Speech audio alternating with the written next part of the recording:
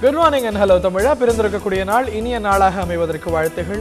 நாளேடுகளில் பிரதானமாக இடம்பெற்றிருக்கக்கூடிய செய்திகளின் அலசல் ஹலோ தமிழா. இன்றைய ஹலோ தமிழாவில் நம்முடைய இணைபவர் மூத்த பத்திரிகையாளர் திரு ரங்கராஜ் அவர்கள். Welcome to the show sir. பிரதானமாக இன்று பல்வேறு செய்திகள் இடம்பெற்றிருக்கின்றன. அவை என்ன முதல்ல பார்த்துருவோம். முதலில் முக்கிய செய்திகள். நிலக்கரி சுரங்க ஊழல் விவகாரம் பிரதமர் பதவி விலக வலியுறுத்தி நாடாளுமன்றத்தில் எதிர்க்கட்சிகள் அமளி. இலங்கை கடற்படை சிறைபிடித்த 16 தமிழக மீனவர்கள் விடுவிப்பு. விசாரணையின் போது பயங்கர ஆயுதங்களால் தாக்கப்பட்டதாக தகவல். தமிழக மீனவர் விவகாரம் அனைத்து கட்சியினர் பிரதமரை சந்திக்க வேண்டும் என தேமுதிக வலியுறுத்தல். வங்கி ஊழியர்கள் நாடு தழுவிய வேலை நிறுத்தம் 10 லட்சம் ஊழியர்கள் பங்கேற்பு. விவசாயிகளுக்கு இழப்பீடு வழங்க கோரி ரயில் மறியல் போராட்டம். டெல்டா மாவட்டங்களில் 5000 பேர் கைது. கூடங்குளம் அணுக்கழிவு வெப்பநிலை 38 டிகிரியை தாண்டக்கூடாது என சென்னை உயர்நீதிமன்றம் உத்தரவு. பூவிருந்தவல்லி முகாமிலிருந்து இலங்கை அகதிகளை விடுவிக்க வலியுறுத்தி போராட்டம். வைகோ உள்ளிட்ட மதிமுக முக்கிய நிர்வாகிகள் கைது. மாநிலங்களவையை ஒத்திவைக்கும் விவகாரம் மத்திய அமைச்சர் முறையற்ற வகையில் செயல்பட்டதாக எதிர்க்கட்சிகள் புகார். शोरगुल होगा था पूरे दिन के लिए जानता शोरगुल होगा था पूरे दिन के लिए जानता शोरगुल होगा था पूरे दिन के लिए जानता शोरगुल होगा था पूरे दिन के लिए जानता शोरगुल होगा था पूरे दिन के लिए जानता. இதுதான் நம்ம எடுத்து பேச போற முதல் செய்தி. ராஜீவ் சுக்லா பாராளுமன்ற விவகாரத்துறை இணை அமைச்சர் ராஜீவ் சுக்லா அவர்கள் ஸ்பீக்கர் அதாவது சேர் அதாவது deputy speaker deputy chairman of the ராஜ்யசபாவை அவையை ஒத்திவைக்கும்படி நாள் முழுவதும் அட்ஜர்ன் செய்யும்படி சொல்கின்றார். இது விதிமுறைகளுக்கு உட்பட்ட ஒரு விஷயம் தானா? ஒரு அமைச்சர் ஒரு ட்ரெஷரி பெஞ்ச் அவையை இப்படித்தான் நடத்த வேண்டும் என்ற இன்ஸ்ட்ரக்ஷன் கொடுக்கலாமா என்கின்ற ஒரு கேள்வி எழும்பி இருக்கிறது. இது ஆன் கேமரா எஸ்காட் இப்பொழுது நாம் இந்த ஒரு காட்சிகளை பார்த்தோம். இது பலத்த சர்ச்சையை எழுப்பி இருக்கிறது. உங்களுடைய பார்வைகள்? இல்லை, பொதுவாக பாராளுமன்றத்தை பார்த்தீங்கன்னா பார்லிமெண்ட்ரி அஃபேர்ஸ் சம்மந்தப்பட்ட அமைச்சர்கள் அல்லது லீடர் ஆஃப் த ஹவுஸ் அவை நடத்த கஷ்டமாக இருக்கும்னு சொன்னால் சில நேரத்தில் நீங்கள் பார்த்துருப்பீங்க, சபாநாயகர் அல்லது சேர்மன் அவருக்கு ஒரு சிட்டு போல் கொண்டுருவாங்க. பின்னால் இருக்கிற அந்த ஆர்டர்லி ஒரு சிட்டு போல் கொண்டுருவார்கள். அது அநேகமாக அமைச்சர்கிட்ட வருவதாக தான் இருந்திருக்கும் பொதுவாக. அதாவது அவை நடத்த முடியாமல் ஒரு அட்ஜர்ன் செய்ய வேண்டும் என்று ஒரு நிலை வந்தால் ஒரு ஒரு சிட் போல கொடுத்த வருவதுதான் வழக்கம். கொடுப்பதோ இல்ல அட்வைஸ் என்பது இரண்டு தரப்புல இருந்தும் ட்ரெஷரிட்ட இருந்தும் வரும். அதே போல எதிர்க்கட்சிகள் தரப்புல இருந்தும் சஜஷன்ஸ் வரலாம். இந்த மோஷன் கொண்டு வாங்க, அதுக்கு அனுமதி கொடுங்க அப்படின்பது. ஆனா இப்பொழுது சர்ச்சை என்னவென்றால் ரூல் 13 ஆஃப் தி ஹவுஸ் படி அமைச்சரோ இல்ல யாரோ அதாவது இந்த சேர் வரைக்கும் போகக்கூடாது, கீழே இருந்தான் என்ன தகவலையும் சொல்ல வேண்டும், சேர் வரைக்கும் போகலாமா என்கின்ற ஒரு சர்ச்சை எழுப்பியிருக்கு. சேர் வரை போகலாமான்னா அப்படின்னு ஒன்றும் ஆர்டர் ஃபார் ரூல் கிடையாது. இப்போ அந்த வெல்லாத ஹவுஸ்ல இருந்துட்டு அனைவரும் அங்கே சத்தம் போட்டு பேசுறாங்க. அது என்ன மரபு? அந்த மாதிரி பேசக்கூடாது. இருக்கையில் இருந்தால் பேச வேண்டும் என்றால் அந்த வெல்லாத ஹவுஸ் சபாநாயகர் அருகில் கூச்சல் போடுவதும் அன்றாடம் ஹவுஸ்ல சத்தம் போடுவது என்பது ஒரு ஜனநாயக நாட்டில் எதிர்ப்பை வெளிப்படுத்துவதற்கான ஒரு முறையாக பாராளுமன்ற உறுப்பினர்கள் கொண்டிருப்பது. ஆனால் ஒரு அமைச்சர் சரியாக ஒரு 12:44 சொல்கின்றார், 12:45 ஹவுஸ் அவர் என்ன கேட்டாரோ அதே போல அட்ஜர்ன் ஆகின்றது. அதுதான் கேள்வி எழுப்பியிருக்கல. இதுல நீங்க பாத்தீங்கன்னா பொதுவா சபாநாயகர் அல்லது சேர்மன் அந்த பார்லிமெண்ட் அஃபேர்ஸ் மினிஸ்டரோ லீடர் ஆஃப் த ஹவுஸ் சொல்லுவாங்க, ஒத்தி வைக்கலாம் அப்படின்னு சொல்லுவாங்க. அது என்ன, இது கேமராவில் அது கேட்டுச்சு தானே. இது அன்றாடம் நடக்கிற நிகழ்ச்சி தான். தினமும் 4 முறை அட்ஜர்ன் ஆகுதுன்னா அரசு தரப்பில் யாரோ இப்போ நடத்த முடியாது, அதனால் அட்ஜர்ன் செய்து விடலாம் என்று ஒரு ஆலோசனை எப்போதும் சபாநாயகருக்கும் சேர்மனுக்கும் போகும். இதுதான் வழக்கம். ஏனென்றால் நடத்த முடியாமல் போனால் என்ன செய்வது என்று சபாநாயகரும் திகைத்து நிற்பார், லீடர் ஹவுஸும் பார்ப்பாங்க. அப்போ ஒரு சஜஷன் போவோம், அட்ஜர்ன் பண்ணிடலாம், 2 மணி நேரத்துக்கு அட்ஜர்ன் பண்ணிடலாம் அப்படின்னு தான் இது வழக்கம் நடக்கிறது தான். ஆனால் என்ன கேமராவில் அவர் சொல்கிறாரு, அவர் சொல்கிறது கேட்டு அவர் சேர்மன் முடிவெடுத்தது போல் ஒரு தோரணை வரலாமே தவிர மற்றபடி இது அன்றாடம் நடக்கின்ற நிகழ்ச்சிகள் தான். இல்லை, இந்த ஒரு டைமிங் தான் சரியாக ஒரு 2.25 நிமிஷத்துல இதே முடிவு அவர் என்ன அட்வைஸ் கொடுத்தாரோ அது அட்வைஸா இன்ஸ்ட்ரக்ஷனா என்கின்ற ஒரு கேள்வியை தான் எதிர்க்கட்சிகள் எழுப்பியிருக்கிறார்கள். நீங்கள் சொல்வது போல அட்வைஸ் கொடுப்பது, அதுவும் பாராளுமன்ற விவகாரத்துறை அமைச்சர் அட்வைஸ் கொடுப்பது என்பது ஒரு இயல்பான விஷயம்தான். மரபுகளை நான் மீறவில்லை என்கிறார் ராஜீவ் சுக்லா. பிஜே குரியன் என்ன சொல்கின்றார், அதே போல கான்ஸ்டிடியூஷன் எக்ஸ்பர்ட்ஸ் என்ன சொல்கிறார்கள் கேட்போம். It's nothing unusual. It happens if Sadan is not able to function, in opposition is try to stall the house. I mean, I can always give my opinion to the chair. Then it's purely up to the chair to decide. He is the final authority. Chair has to take a decision. I can always give my opinion. There's nothing unusual about it. The chair often gets such suggestions from both sides. Today also I got suggestion from both sides. But chair consider them as only opinions and the chair take independent decisions. Any member, whether a minister or a member, can always give such suggestions to the chair, which will be considered as opinions and chair will take independent decisions. कोई भी member और member includes minister, कोई भी member या minister chair के पास जाकर कोई बात नहीं कर सकता, चेयर को अप्रोच नहीं कर सकता। जब हाउस की मीटिंग चल रही है तो एवरी मेंबर एवरी मिनिस्टर को अपनी सीट से ही बोलना होगा, अपनी सीट से बोलना होता है। वो स्पीकर के पास या चेयरमैन के पास जाकर कुछ बात करे, ये नियमों के विरुद्ध है, संसदीय परंपराओं के, संसदीय प्रक्रियाओं के, संसदीय नियमों के, संसदीय संस्कृति के विरुद्ध है। अगर इसका वायलेशन होता है तो वो क्लियरली वायलेशन है और ये कोई जस्टिफिकेशन नहीं हो सकता कि हम तो करते रहे हैं ऐसा या पहले भी ऐसा किया है, हमने एडवाइस किया है। This is clearly a violation என்கின்றார் இந்த ஒரு கான்ஸ்டிடியூஷனல் எக்ஸ்பர்ட். இது வந்து ஒரு சேர் வரைக்கும் போய் கிட்டத்தட்ட ஒரு என்ன ஒரு தோற்றம் இந்த ஒரு நிகழ்வு கொடுக்கின்றது என்றால் மத்திய அரசாங்கம் ட்ரெஷரி பெஞ்சஸ் தான் பாராளுமன்றம் இப்படித்தான் நடக்க வேண்டும், அவர்களுடைய கண்ணசேவைக்கு ஏற்றாற் போல நடக்கிறது அப்படிங்கிற ஒரு தோற்றத்தை தானே எப்படி இருந்தாலும் இது கொடுக்குறது. இல்லை, என்ன மரபுகள் பற்றி பேசுகிறாங்கன்னு புரியல. ஃபஸ்ட்டு எந்த மரபுமே அனுசரிப்பதாக தெரியவில்லை.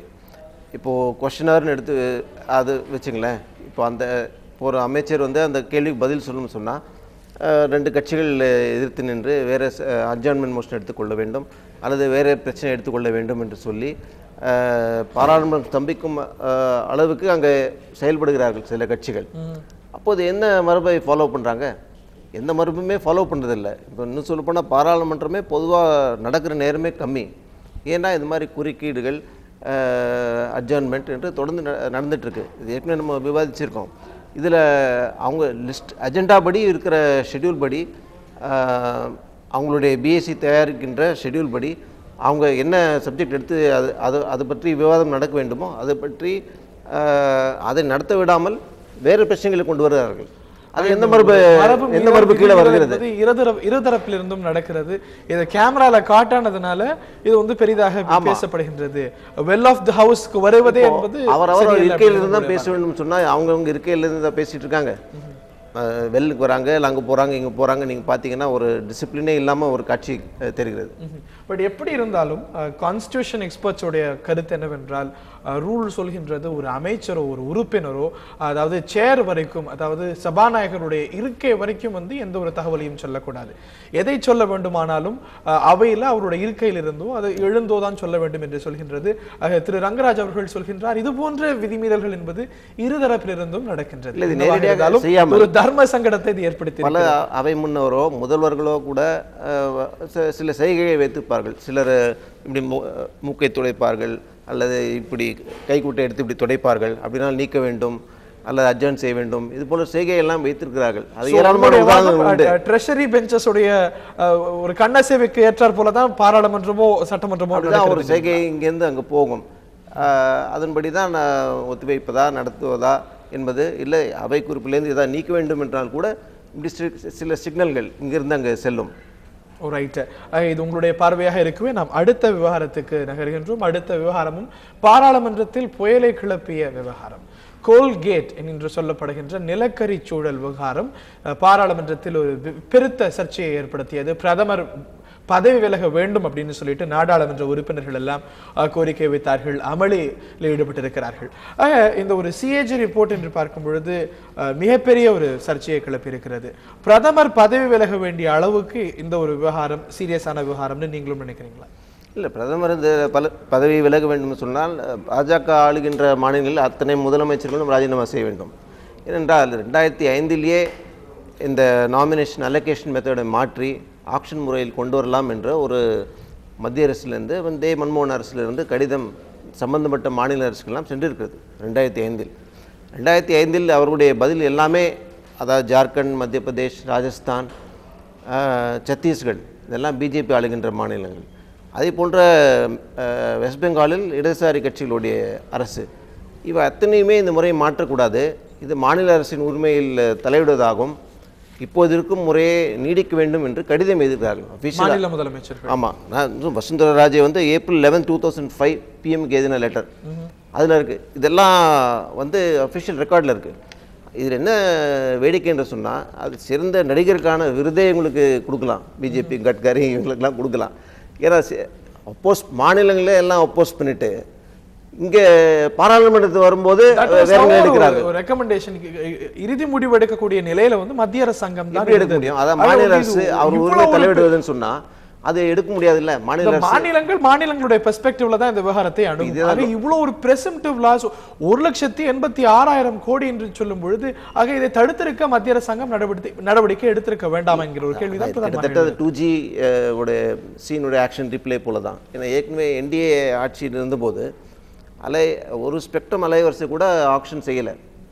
ஆனால் பின்னால் வந்த அரசு அவர்கள் போட்ட ரோடில் செல்கிறார்கள், அவர்கள் மீது வருகிறது. இதில் தவறு நடக்குமேனால் நிச்சயமாக ராஜா பதில் சொல்லியாக வேண்டும்.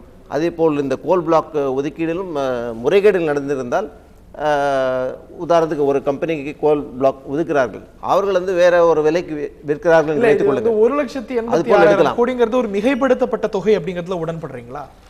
இல்லை, மிகைப்படுத்த தொகைன்னா இப்போ நீங்கள் எப்படி அது வந்து யார் கணக்குறது? இப்போ அவங்களே சொல்கிறாங்க இந்த ஃபிகர் வந்து மாறலாம்.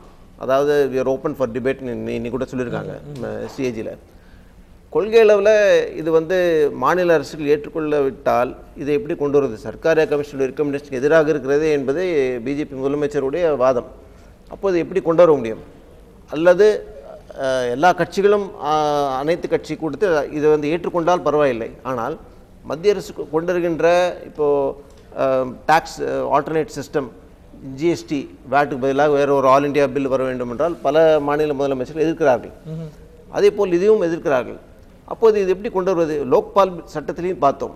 லோக் ஆயுக்தா என்ற அமைப்பு லோக்பாலின் கீழ் மாநில அரசுகளுக்கு நிர்வகிக்கக்கூடிய எடுத்துக்கோங்க அப்படிங்கிறீங்க. வந்து இந்த ஒரு இருவேறு கருத்துக்களை எதிர்க்கட்சிகளும் கூட கான்ட்ரடிக்ஷன்ஸ் இருக்கிறது. மாநிலத்தில் எதிர்த்து இங்க மத்திய பாராளுமன்றத்தில் இது வந்து ஆதரவு கொடுத்தால் அது என்ன கொள்கைன்னு தெரியலையே.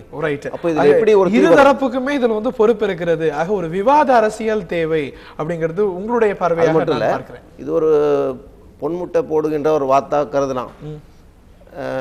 ஆகவே அதை யாரும் வந்து இழக்க விரும்பவில்லை என்று கூட இருக்கலாம். அதனால் இது கொள்ளை நடந்தால் கூட்டு கொள்ளை தான். அதற்கு காங்கிரஸ், பிஜேபி, எல்லா மாநில அரசுகளும் சேர்ந்து பொறுப்பு ஏற்றுக்கொள்ள வேண்டும். ரைட். இந்த இதில் வந்து even BJP has to answer.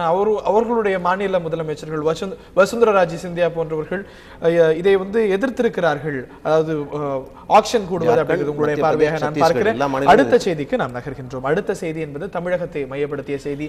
தமிழக மீனவர் விவகாரம், அனைத்து கட்சியினர் பிரதமரை சந்திக்க தேமுதிக வலியுறுத்தல் என்கின்ற ஒரு செய்தி வந்திருக்கிறது. கிட்டத்தட்ட எல்லா கட்சிகளும் இந்த ஒரு கோரிக்கையை முன்வைத்திருக்கிறார்கள்.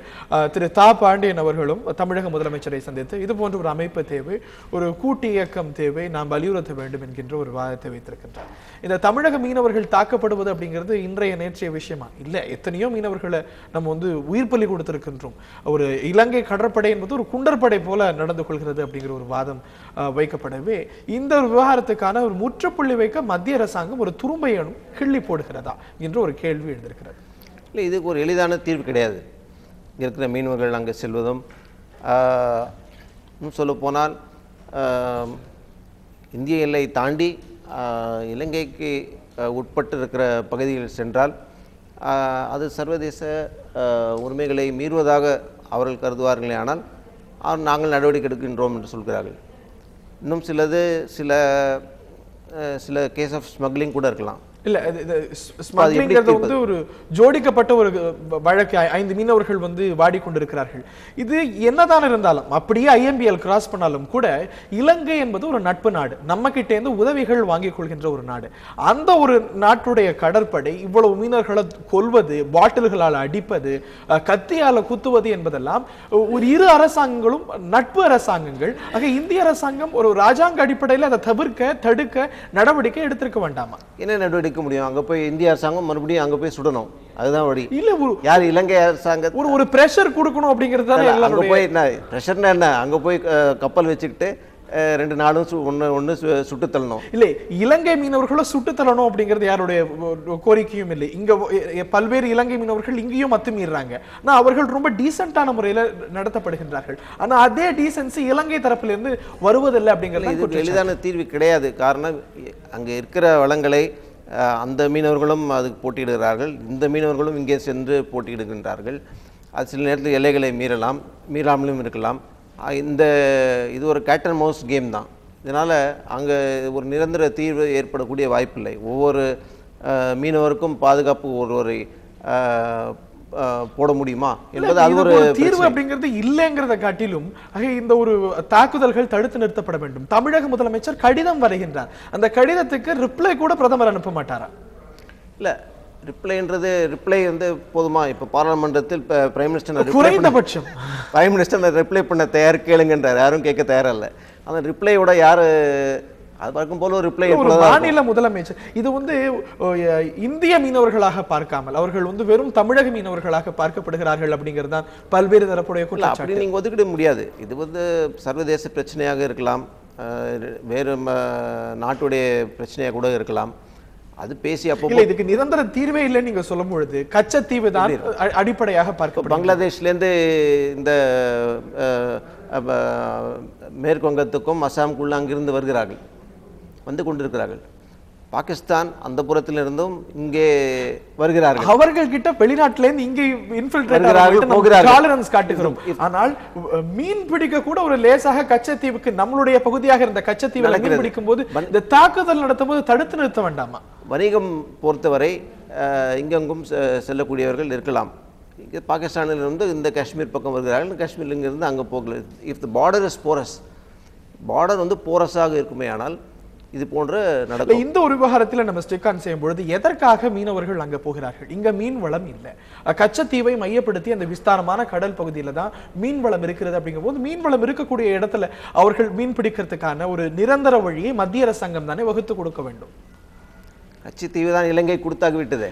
கச்சத்தீவை மீட்க வேண்டும் பிரச்சனை இருக்கிறது, அதை மீட்க வேண்டும் என்கின்ற ஒரு கோரிக்கை பலமாக இருக்கிறது. அது ஒரு பிரச்சனையாக வருது. திமுக ஆட்சியில் தான் கச்சத்தீவு அங்கே கொடுத்தார்கள். இப்போ கச்சத்தீவை மீட்டு தர வேண்டும் என்றால் அவர்கள் மீது ஒரு குற்றச்சாட்டு வருகிறது. நீங்கள் இருக்கும்போது தானே அதை கொடுத்தீர்கள், இப்போது நீங்கள் திரும்பி கொடுங்கள் என்று இப்போ கேட்ட பயன் என்று மத்திய அரசாங்கம் தானே அந்த முடிவு எடுத்தது. இருந்தாலும் இங்கே தமிழகத்தில் திமுக ஆட்சியில் இருந்தது இல்லையா? அப்போ எப்படி நீங்கள் வந்து அனுமதித்தீர்கள் என்று ஒரு கேள்வி வருகிறது. இதற்கு இப்போது பதில் சொல்லியாக வேண்டும். இந்த நிலையில் திரு மகேந்திரன் அவர்கள், சிபிஐ சேர்ந்த திரு மகேந்திரன் அவர்கள் நம்முடைய அழைப்பில் இருக்கின்றார். சார், இந்த ஒரு விவகாரத்துக்கான ஒரு நிரந்தர தீர்வு என்று உங்களுடைய கட்சியும் நீங்களும் எண்ணுவது என்ன? உங்களுடைய கோரிக்கை என்ன? இந்த பிரச்சனையை தனித்து பார்க்க முடியாது. ஈழ தமிழ் மக்களின் மீது தாக்குதல் தொடங்கப்பட்டதற்கு பிறகுதான் மீனவர்களுடைய படுகொலை என்பது இங்கே அதிகரித்திருக்கிறது. உலகத்தில் எந்த நாடுகளிலும் மீனவர்கள் எல்லையை தாண்டினார்கள் என்பதற்காக கொல்லப்படுவதில்லை. இது முற்றும் முழுவதுமாக தமிழக மக்களின் மீதும் ஈழத்தமிழ் மக்களின் மீதும் கொண்ட கோபத்தின் காரணமாக நடைபெறக்கூடிய விஷயம். எனவே உடனடியாக இந்திய அரசு தன்னுடைய வெளியுறவு கொள்கையை மாற்ற வேண்டும். வெளியுறவு கொள்கையை மாற்றி தமிழ் மக்கள் அங்கிருந்தாலும் சரி இங்கிருந்தாலும் சரி தாக்கப்படுகிற போது உடனடி நடவடிக்கையை இந்திய அரசு எடுக்க வேண்டும் என்பது முதல் கோரிக்கை. இரண்டாவது கோரிக்கை, இது எல்லாவற்றுக்கும் அடிப்படையான பிரச்சனை கச்சத்தீவு. அந்த கச்சத்தீவை மீட்க வேண்டும். இந்த 2 கோரிக்கைகளும் தான் இதில் ரொம்ப முக்கியமானதாக நான் கருதுகிறேன். உலகமய பின்னணியிலே இலங்கை அரசோடு நாம் கொண்டிருக்கக்கூடிய வெளியுறவு கொள்கையை முற்றும் முழுவதுமாக நாம் மாற்ற வேண்டும். மாற்றினால்தான் இலங்கை அரசை கட்டுப்படுத்த முடியும். இந்த நிலையில சார் இன்னொரு வாதமும் இலங்கை தரப்புல இருந்து வைக்கப்படுகின்றது. இரட்டை மடி வலைகளை பயன்படுத்துறாங்க, ட்ராலர்ஸ்ல வராங்க, இதனாலதான் நாங்க வந்து we are forced to act என்று இலங்கை சொல்கிறது. அந்த ஒரு வாதத்துல நியாயம் இருப்பதாக பார்க்கிறீங்களா? இரட்டை வடிமலை என்பது பொதுவா இலங்கையில இருக்கிறவனும் செய்யறான், இங்க இருக்கிறவனும் செய்யறான். அது வேற பிரச்சனை. அது இரட்டை மடிவலை என்பதை இவர்கள் ஒரு காரணமாக இலங்கையர்கள் காட்டுகிறார்கள், இலங்கை அரசாங்கம் காட்டுது. இலங்கையில இருக்கிறவனும் இரட்டை மடிவலை போட்டு இந்த மாதிரி இந்த டிராலி என்று சொல்லக்கூடிய அதை வச்சு கடல் வாழ் உயிரினங்களை அழிக்கிறார்கள். இந்திய கம்யூனிஸ்ட் கட்சியை பொறுத்தவரையில் முற்றும் முழுவதுமாக இந்த இரட்டை மடிவலையை தடை செய்ய வேண்டும் என்பதுதான் எங்களுடைய கொள்கை, மீனவர்களுடைய கொள்கை. அதுல மாற்றம் கிடையாது. ஆனால் என்ன பிரச்சனை என்ன அப்படின்னு கேட்டீங்கன்னாக்க, சாதாரண மீனவர்கள் அங்க போய் தாக்கப்பட்டவர்களுடைய பட்டியலை எடுத்து பாத்தீங்கன்னாக்க மிக மிக சாதாரண மீனவர்கள், சாதாரண படகுல போறவங்க. இரட்டை மடி வலையை பயன்படுத்துவதற்கென்றால் பிரத்யோகமான படகுகளும் எந்திர படகுகளும் பல கோடிக்கணக்கான ரூபாய் செலவு செஞ்சுதான் அது உருவாக்கணும். அது பாத்தீங்கன்னா ரொம்ப குறைவா இருக்கு. சாதாரண மீனவர்களும் தாக்கப்படுகிறார்கள். ஆக தாக்குதலை நியாயப்படுத்த முடியாதுன்னு நீங்கள் சொல்வதாக நான் புரிந்து கொள்கின்றேன். ஆக உங்களுடைய கோரிக்கை, பல்வேறு தமிழக அரசியல் கட்சிகளுடைய கோரிக்கை, கச்சத்தீவை மீட்க நடவடிக்கை எடுக்க வேண்டும். அதுதான் இந்த பிரச்சனையுடைய மைய புள்ளி. ஆக அதற்கு துளியேனும் நடவடிக்கை எடுக்கிறதா மத்திய அரசாங்கம் என்கின்ற ஒரு கேள்வி பலமாக எழுந்திருக்கவே இன்னும் பல்வேறு விவகாரங்களை பற்றி பேசியிருக்கின்றோம். இந்த நிகழ்ச்சியில் இணைந்த திரு மகேந்திரன் அவர்களுக்கு நன்றி தெரிவித்துக் கொள்கின்றோம். ரங்கராஜ் சார், இன்னும் பல்வேறு செய்திகள் காத்துக் கொண்டிருக்கின்றன. ஆனால் ஒரு சிறிய இடைவெளிக்கு பின்னால்